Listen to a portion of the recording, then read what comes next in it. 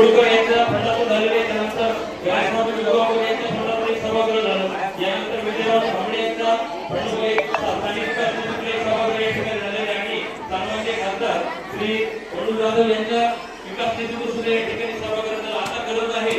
या ठिकाणी समोरचा पूर्ण जुनं माळव काढून त्या ठिकाणी नवीन माळव याच्यामध्ये भव्य देवघराचं काम अमोल ढोणे यांनी केलं, त्याबद्दल त्यांचं सुद्धा या ठिकाणी संस्थांच्या वतीने आभार।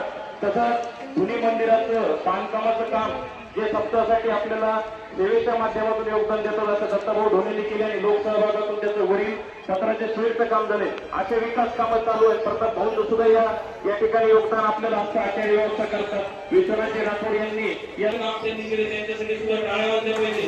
या सर्व भाविकांच्या माध्यमातून आणि योगदानातून हा सप्ताह या ठिकाणी पार पडतो। एका गावामध्ये लवकर संपलेले जास्त दिवस टिकत नाही, पण हे बाबांचा आशीर्वाद आहे, ही कृपा आहे की 25 गावं गेले 18 वर्ष झालं अखंड